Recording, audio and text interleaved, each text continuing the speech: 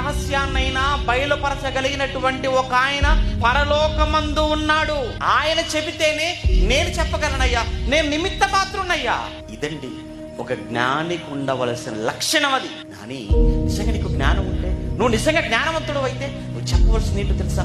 దేవుని గొప్పతనం. నీ మాట, నీ పాట, నీ బ్రతుకు అంతా ఆయన గొప్ప చేసేదిగా ఉండాలి. ఆయన గొప్పతనాన్ని సమాజానికి చూపించేదిగా ఉండాలి. కానీ ఈరోజు అలా ఎక్కడుంది చెప్పండి? ఏమంటే ఈరోజు వారి గొప్పతనం, వారి కుటుంబ గొప్పతనం, వారి సంస్థల గొప్పతనం, ఇవి గొప్పతనాలుగా కనపడాలనుకుంటున్నారు ప్రపంచానికి, సమాజానికి.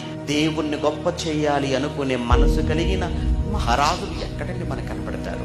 దేవుని గొప్పవాడుగా చూపించాలి సమాజానికి అనుకునే భక్తులు ఎక్కడ ఒకప్పుడు ఉన్నారు, ఈ రోజుల్లో లేరండి. ఈరోజు పోటీ, ఏ విషయంలో పోటీ?